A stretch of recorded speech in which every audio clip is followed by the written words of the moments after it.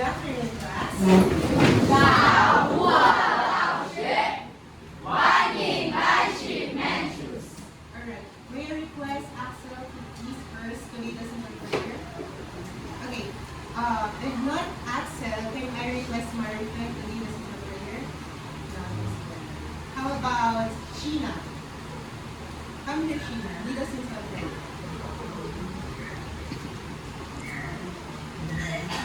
One, please close your eyes and bow your head. Lord, thank you for the day that you gave to us, and also sorry for all our sins that we did.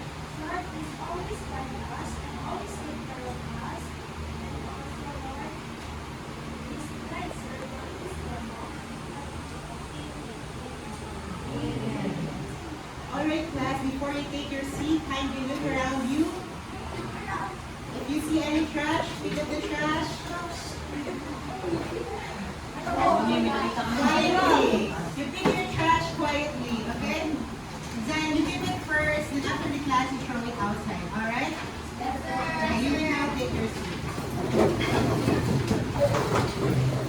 How are you today, class? How are you feeling? Alright, that's good. Because for today, we'll be dealing with a topic that will make you feel sad, will make you feel happy, but nonetheless, I hope that for today's lesson, you'll learn a lot from me. Are we clear?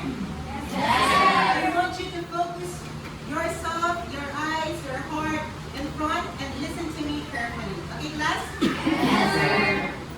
Once again, good day, everyone.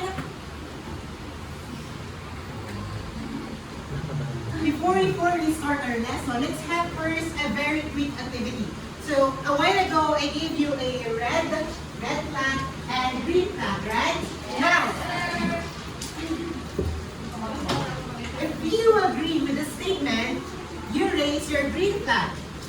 If you disagree with the statement, you raise your red flag. Are we clear? Yes, sir. Now, here's the statement. First, corruption in government flood control projects has been exposed in several COA reports. Agree or disagree? Agree. Agree, yes.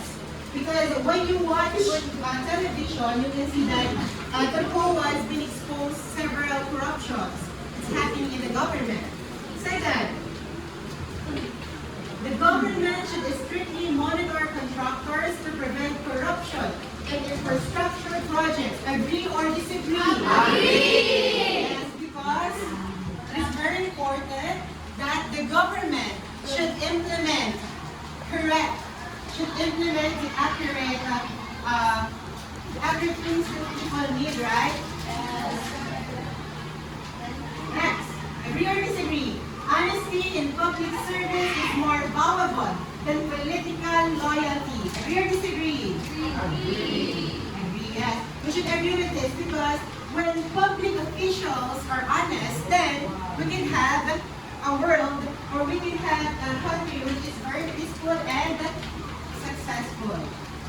Now, what about this? How about this statement? Social media has become the primary news source for most young people. Agree or disagree? Agree. Because we always have our cell phone, browse Facebook, Twitter, and many social media accounts. Yeah, like TikTok. What else? Instagram, like Google, right? Yes, sir. Now, next. Local governments should allocate more funds for flood control and drainage systems. Agree or disagree? Agree. Agree. Why? Because there are lots of places, low-lying areas in Nueva Ecija as well, like in the Philippines. So, it is very important that the local government should allocate more funds in flood control, but without any corruptions. Okay, next. Climate change has increased the frequency of severe flooding in the Philippines. Agree or disagree? Agree. Yes, because aside from the fact that many government officials have corrupted the flood control projects, us people, as a members of society, we also tend to have part in making the severe flooding in the Philippines increase because we tend to forget, what do we forget? To take good care of our planet, our nature. That's why it is very important for us to take good care of our surroundings. Next, it is unjust for public officials to profit from projects meant to protect communities from floods. Agree or disagree? Agree. Okay, some of you may say disagree, but it's very important that public officials are honest when it comes to implementing projects for the community.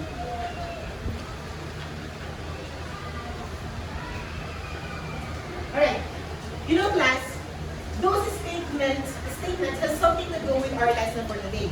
Because our lesson for today is all about formulating Base of fact, policy, and values. But before that, let's first identify what is claim of fact. Sheena, can you please read the word speaker?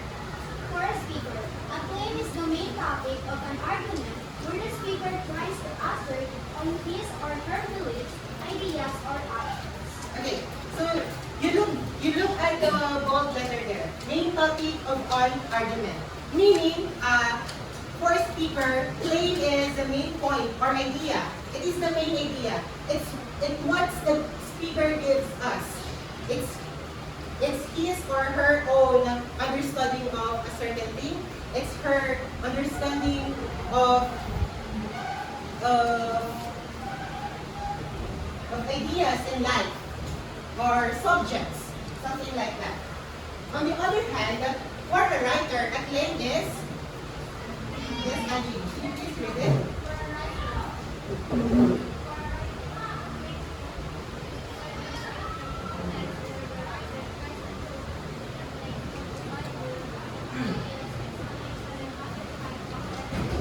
Alright, so for a writer, a claim is a central statement of a text. Meaning, to prove a writer's claim, he uses or she uses details, explanations, facts, and examples. Understood, class? Okay, once again, for a speaker, a claim is the main topic of an argument, and for a writer, a claim is the central statement of a text. Now, we have some examples of claims and its corresponding characteristics. Our claim number one, who wants to read it? Yes, Irene, can you please read claim number one?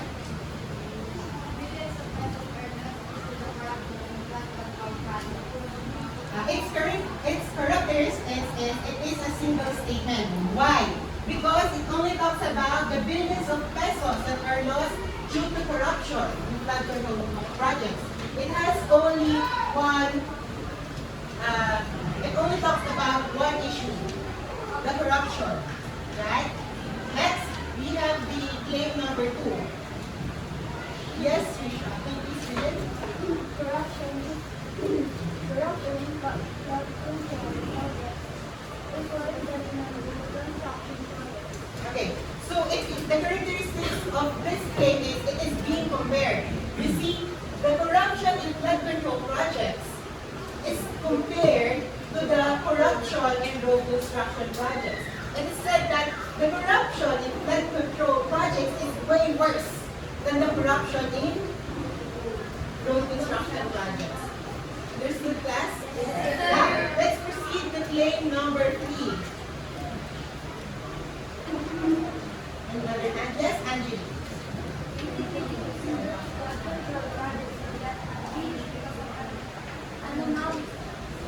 So this claim's characteristics, it refers to the past, present, or future. You see, it's stated here in 2022. So it is to the past. So this claim's characteristic refers to the past. Now, let's proceed to another claim, to the fourth claim. Yes,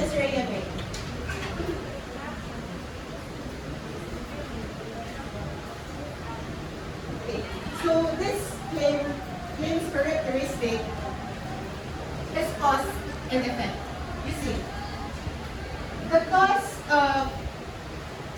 of the flooding is the corruption, right?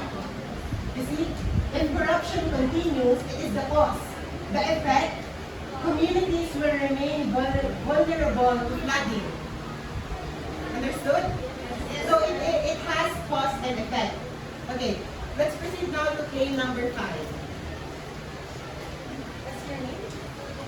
Jenny. Yes, Jenny.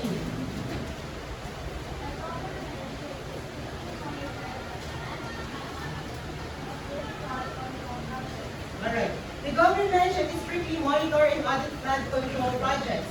The characteristics of this claim, it is action to be taken.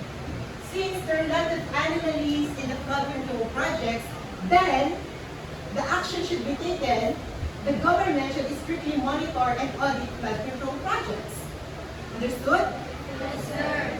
Now, let's proceed to claim number 6. Yes, Marika.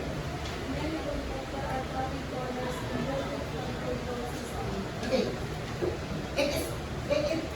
The characteristic of this claim, it states what is happening.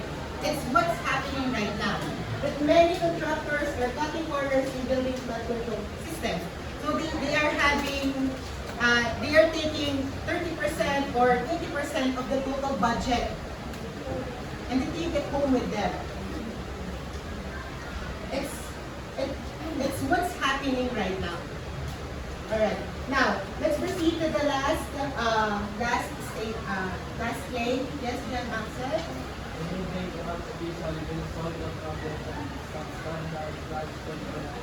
Okay.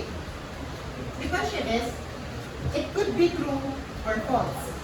Do you believe that if we remove corrupt officials, it will solve the problem? True or false? Who said true? Raise your green flag. Who said false? Raise your red flag. Okay, ba? It can be true. It can be false. Right? It can be true that if we remove corrupt officials, then our problem will be solved. It can be also false. Because those persons that could change them can be corrupt as well. Right? So we don't know what would happen in the future. So it could be true or false. Now, this time, let's proceed to the other characteristics of a claim. Who wants to read this one? Yes, proceed. Argumentative, continue. Specific and focused. Interesting and engaging. That's the. Okay. Now, when we talk about a claim should be argumentative, people should talk about it. People should agree or disagree about it. Get it? When the claim is argumentative, people can have conversation about it if they agree or disagree with it. A claim should be specific and focused. It should not be broad. Like for example, we say pollution is bad. Instead of saying pollution is bad, we can say plastic pollution harms marine life. So it is more specific and focused. Agree or disagree? Agree. Alright. A claim should be interesting and engaging. Just like what I have said a while ago, people, it should get people's attention. People should talk about it. Diba? It should catch attention of people and they should make an idea about it. They should discuss about it. Agree or disagree? Agree. And lastly, a claim should be logical. It should make sense. Not a claim that comes from other things. Agree or disagree? Do you understand, class? Yes, sir. Alright. When we talk about the other characteristics of a good claim, it should be argumentative, Specific and focused, interesting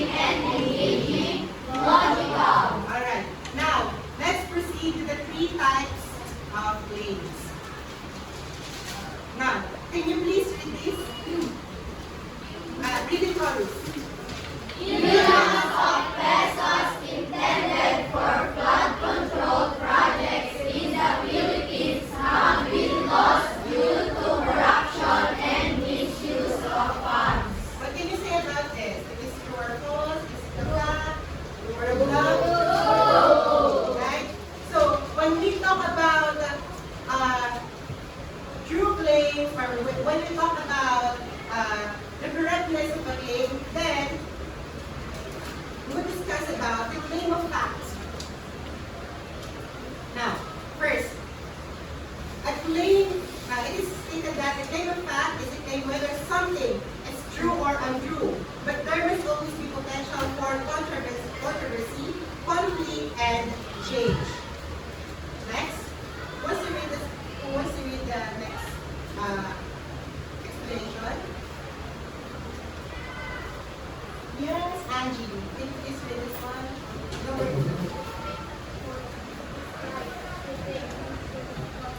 Alright. A claim reports. It talks about a certain idea or topic. So for example, are you watching television? Yes. Do you watch news? Yes. What reporters do? They report, right? So it is also a claim of fact. It describes certain things. Like for example, I'm saying that gold is very precious. It can be a fact, it can be a false, right? It can be true or it can be false. But it can be a subject for argument. People might say that diamonds are more beautiful. Diamonds are more expensive than gold. Something like that. Lastly, who wants to read this one? What's your name, the girl at the back?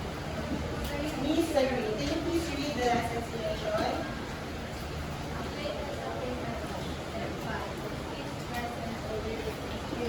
Alright. So, a claim that something has existed in the past. Do you remember one example a while ago? In 2022, several flood control projects. Do you remember it? Yes. So, a claim of fact can be something that existed in the past, in the present, and in the future. But always remember, class, when we talk about claim of fact, there is a question that we should always think. Can you investigate through research or interviews? Can we investigate about it? Yes, then it is a claim of fact. Now, let's proceed to some examples. Here's our example number 1. What's here this one? Yes, one job. Can you please read this one, sir?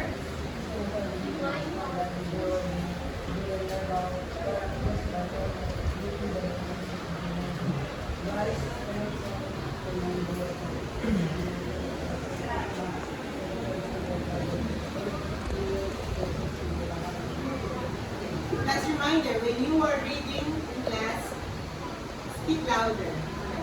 When I call you later on, you speak louder, okay, so that your classmates can hear you. Alright, so this is statement that it is a claim of fact. Why? Because it presents assertion. It can be true or false. So it can be proven using evidences. It can be proven using records and testimony. So it is a claim of fact. Now, let's proceed to the second example. Who wants to read this one? Yes, Ali. You read the example. Biology is a branch of science that deals with the scientific study of life, exploring living organisms and fundamental problems. Okay. It is a claim of fact. Why? Because it states something that is true and can be proven. Right? You can check on books. You can check online. And indeed, biology is a branch of science that deals with the study of life. If you want to check if it's true or false, or if it's correct or not, you check on textbooks. You check on dictionaries. That's we have the, as example, who wants to read this one? Yes, what's your name? Good, Genesis. Can you please read this one? Lenny Robredo is the 14th Vice President of the Philippines. Okay. Lenny Robredo is the 14th Vice President of the Philippines. Oh! True or false? It is a fact or not? It is a fact. It is a claim of fact because it says something that is true and verifiable. Vice President, Lenny Robredo.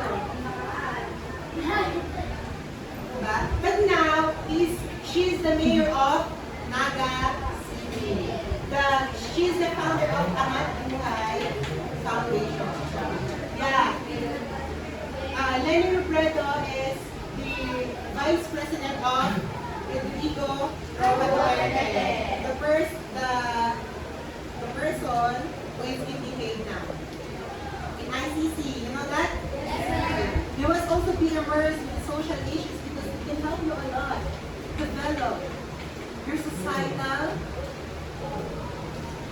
what? Societal engagement.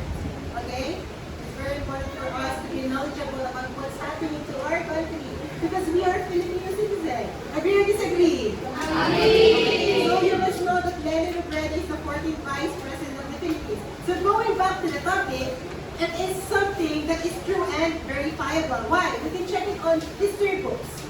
We can check it online. Right? Okay. Now that you know what claim of fact is, let's now proceed to the next claim. Who wants to read this one? Jack Axel, can you please read this claim?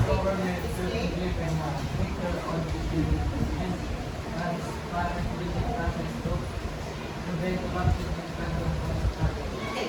So, do you agree with me that this claim suggests a policy should be made? Agree or disagree? Agree. So, then it is a claim of policy. Now, when we talk about claim of policy, Christine, urges.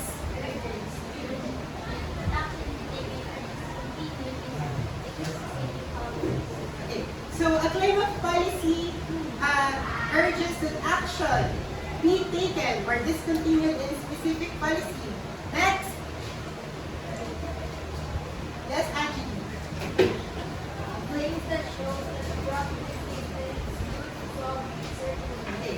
So, when we talk about claim of policy, then there is a problem. Then what should we do? We make a policy. We make an intervention. That's what claim of policy is. So, to sum it up, a claim of policy is a statement that says what we should or should not do. It asks for action. It suggests a rule, law, or policy to follow. Here are some examples. Before that, when we talk about claim of policy, always remember class this question: what should be done? What should we do? What can we do? Right? So you take note of this. Understood? Yes, sir. So here are some examples. What's the this one? Yes, Angie. I'm always calling you. After Angie, we can have Beans and then Ray. Okay, yes, Angie. Plastic bags should be replaced with reusable alternatives. Okay, here is a plastic bag.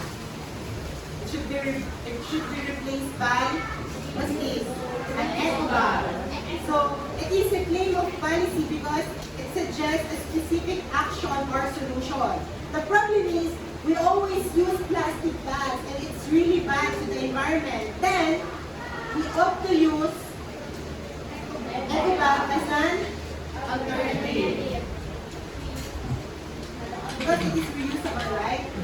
Now, next. Thank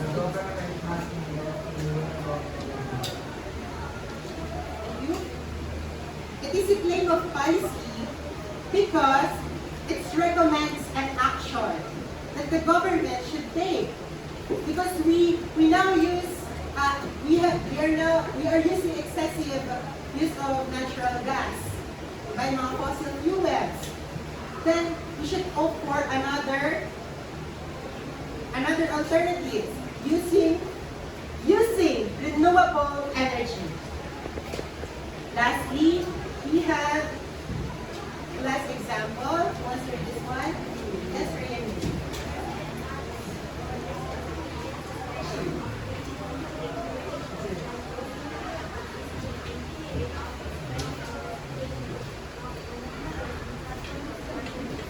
So this is Bongbong Marcos, and they scored the flood control project. It's been ruined by the flooding. Now, it is a claim of policy because it suggests a specific action that President Marcos should take. You get it? Why it become a claim of policy? It has, always remember that when we talk about claim of policy, it is an action to be taken. What should we do about it? What are the interventions that we should take? What are the precautionary measures? Understood? Yes, sir. Now, are you still alright? Yes, Good? Okay. If you're alright, say agree and raise your hand. Agree. It feels like some of you are a little bit sleepy. Yeah. But nevertheless, I want you all to listen to me and be more happy about the discussion. Okay. Are we clear with that? Agree or disagree? Agree. Class. Now, let's see. Who wants to read this one? Yes, Trisha. Trisha. Emily. Yes. Please read this one. Currently, flood control project is unjust and unlawful because it endangers the lives and safety of Filipinos. What do you notice about this claim? Do you notice the word immoral? Do you notice the word immoral? No. Immoral. It's immoral. Now, lastly, we will talk about claim of value. So it says that a claim of value gives judgment about morality, beauty, Memory or wisdom. A claim of value compares and Has a problem with a similar one in another time and or place. Okay, thank you. Now, a claim of value is a statement that makes a judgment. It says that if something is good or bad, ugly or beautiful, it tells us what's better or worse. If a claim tells something like that, then it is a claim of value. So here are some examples. Now, when we're talking about claim of value, here's the question that we should always take into account. It is good or bad. If it's answered the question, then it is a claim of value. Okay, here are some examples. Okay, who wants to read this one? What's your name, Miss? Yes, Will. Can you please read this one?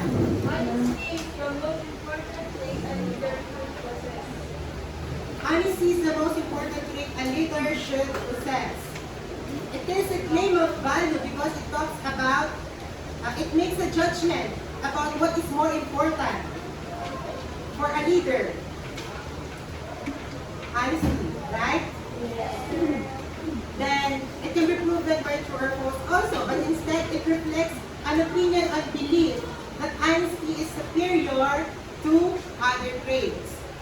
Lastly, who wants to read this one? Yes, Maria. Online learning is less effective than face-to-face classes. So when this claim is a claim of value because it makes judgment by comparing online learning than face-to-face classes. And it is stated that online learning is less effective than face-to-face classes. diba? It labels online learning as less effective. So this is a claim of value. Now, can you please raise your hands? Appreciate it.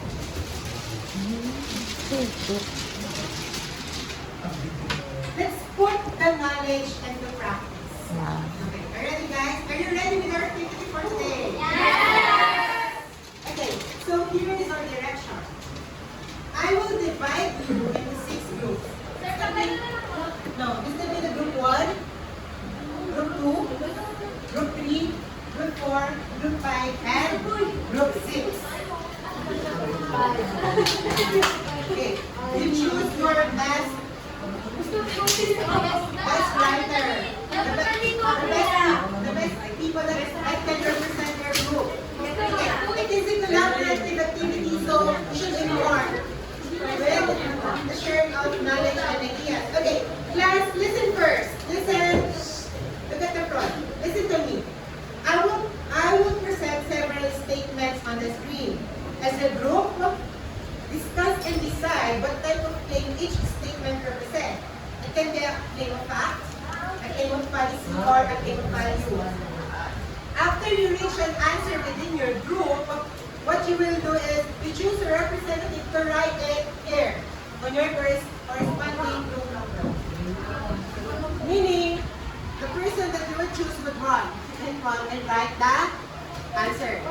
So here's write the correct answer. So here's the quiz. You only have 15 seconds to decide and write your answer to the board. Then after that, we will check who got the highest points, and then the group will receive a prize.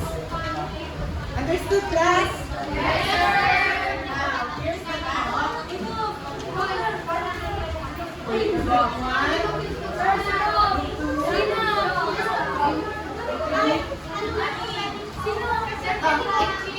You can just write top 5 or values. But remember, class, we are talking about claim of fact, policy, and value.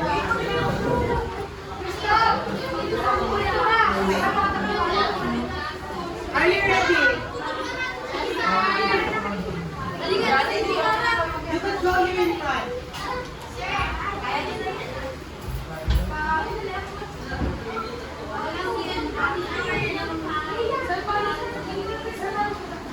Oh, there is your start here. All the other members, go back first here, proper seat. The one who will start is the one who will write the answer to the board. Yes? Are we clear? Are we clear, class? Go back first to your proper seat. So, no, that's okay. It's not chaotic, right? Yes. Okay.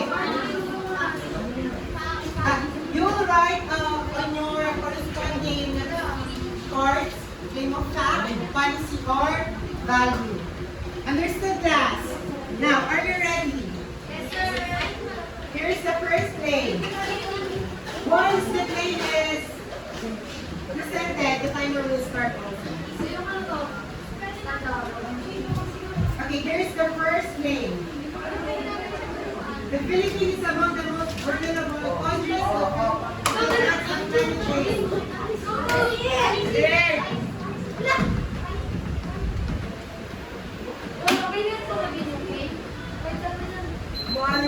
Value. Next. Value. During the pandemic, significantly increased screen time.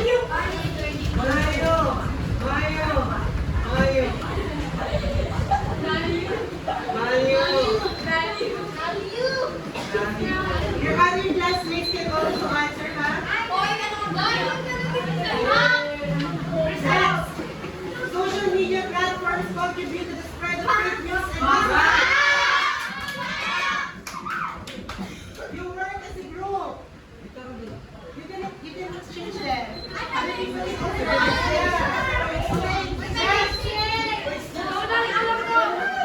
the government should invest more in renewable energy.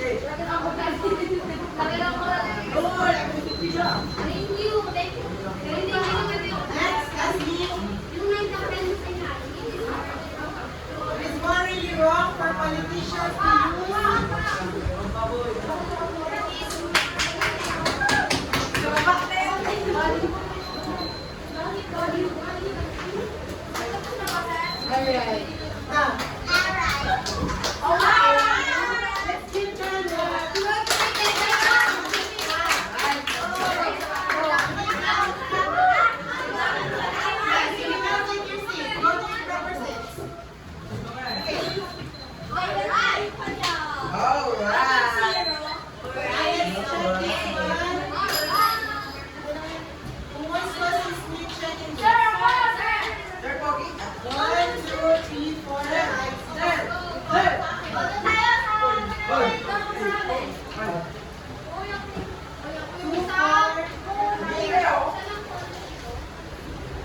class, you speak English, okay? Okay, let's first, number 9. Is morally wrong for politicians to use public funds for personal gain? Claim of fact, what is your value? Value because? Word. Number 9, claim of value. Number 9, you start at number 9.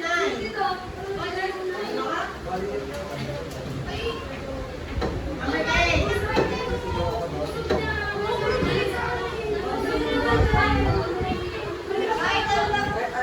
You check not you check group 6, you check group 5, you check group 4, group 3. You take your seat. Okay, class, listen.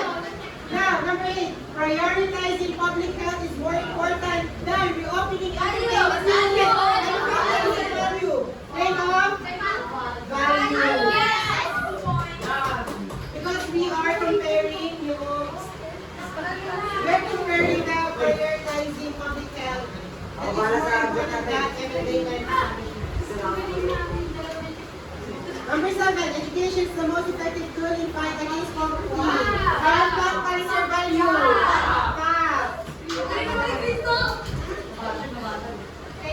Number 6, local government should enforce stricter resegregation and recycling programs. Policy. Number 8, schools must strengthen mental health programs to better support students' well-being. Then fact, what is your value? Policy.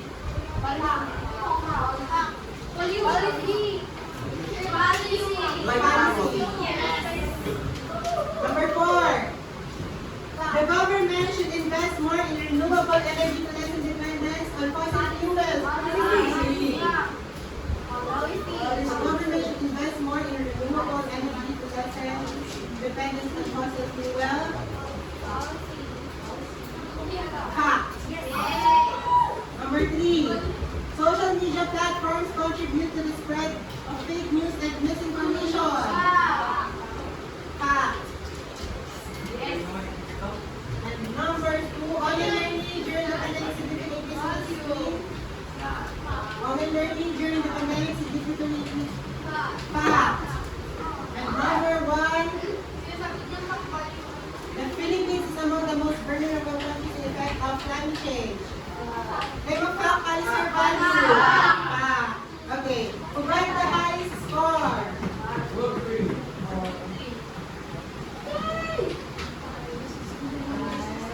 Okay, so group 3 is our winner. Let's give them time clap. Okay, let's give them time clap.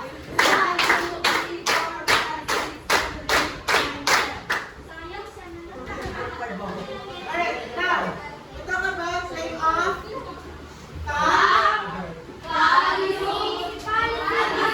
Claim of fact, policy, and value.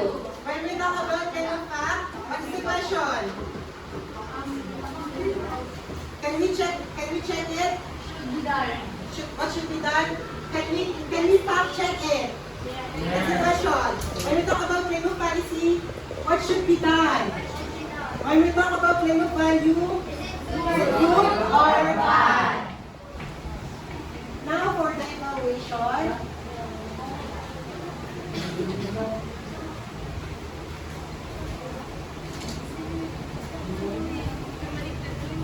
Okay, let's arrange the jumbled words. So I have here an envelope. What's inside? Inside of this are claims, jumbled words. What you will do is arrange these words into a claim, and then you identify what claim is it. Is it a claim of fact? Is it a claim of policy? Or is it a claim of value? Now, same as a while ago, this could be the 1, 2, 3, 4, 5, and 6. So you get one envelope. You get one envelope. You work as a group. You form a circle on the center.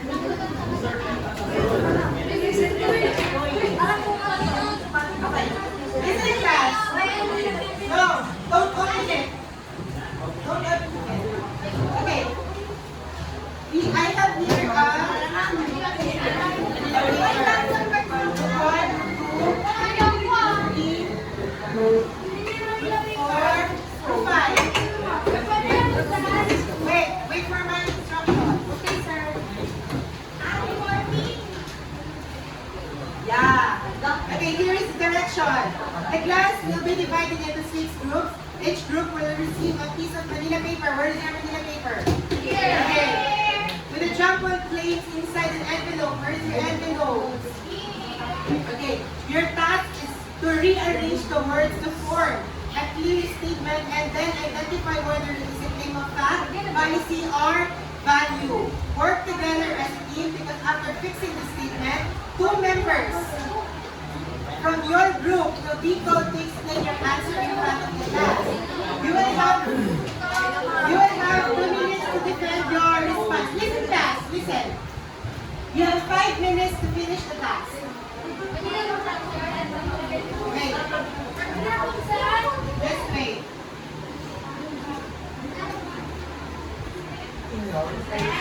Okay, your time starts now.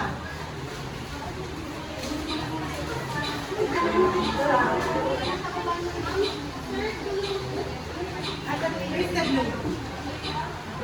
You share the blue.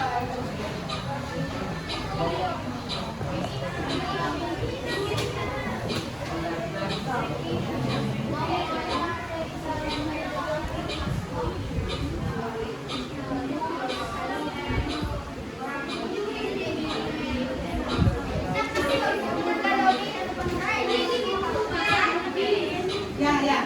You're facing on the Manila paper.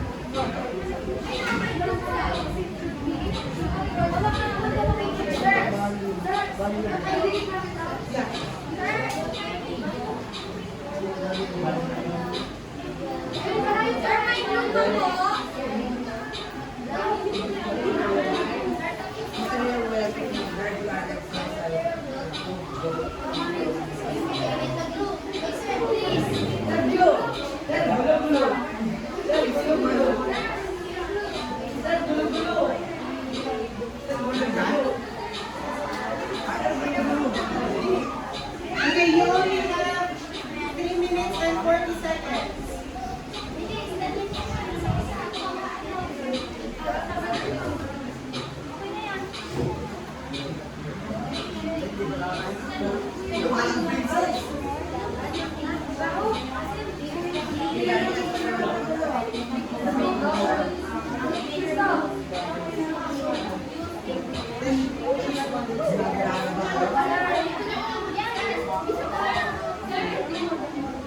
I don't know. Let's see. Just give it first.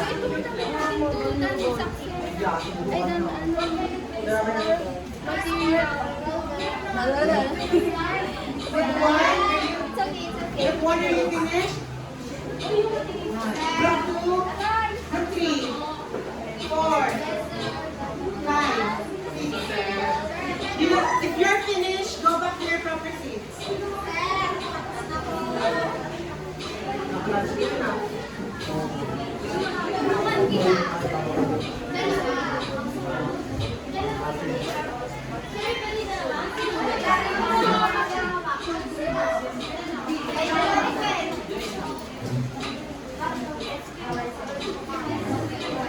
Okay, if you're finished, rearrange your chairs and go back to your proper seats.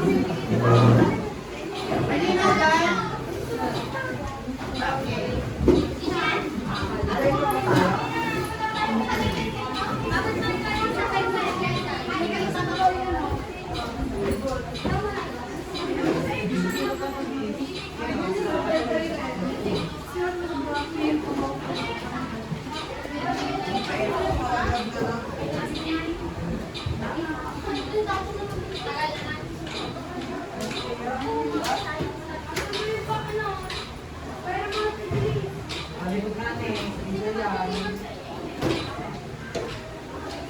Okay, now choose your presenter.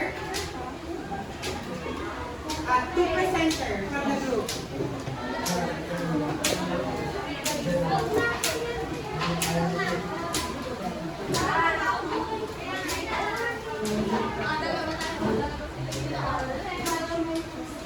Okay, choose your presenter. Okay, you stand here in front. Let's get it.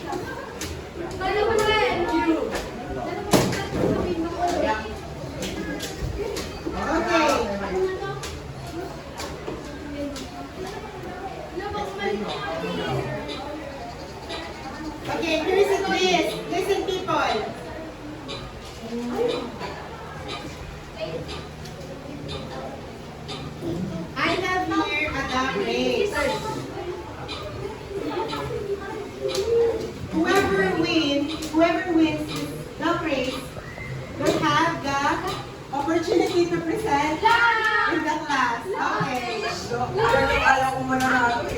Sino na ayaw kong manalo?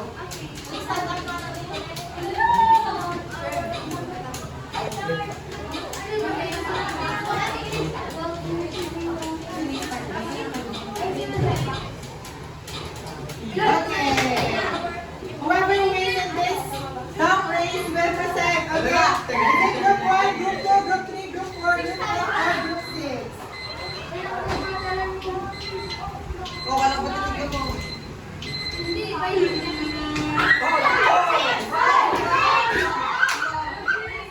Para naman.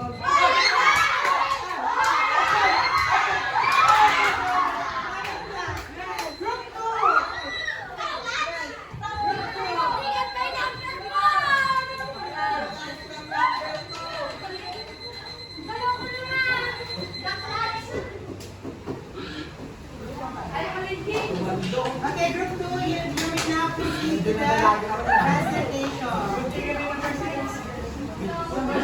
Okay, class, listen. Listen.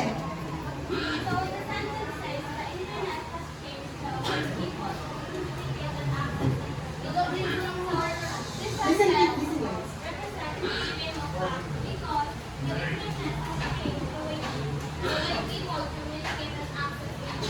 Okay, they are correct. It is a claim of fact. Let's give them a big clap. What about the group 1? What did you get? It is a claim of fact as well. Group 3, claim of policy. Group 4, claim of policy. Group 5, claim of reading is more explained. It is not correct. Ragay, explain for physical and claim of fact. Alright. You give yourself a warm round of applause. I hope that today you learned a lot from this. You review your notes and the next week we'll be having a quiz. Okay. Next week. Yeah. Alright. Alright, congratulations, Sir Michael.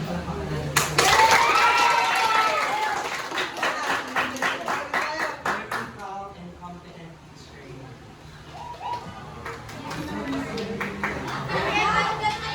know that? Okay.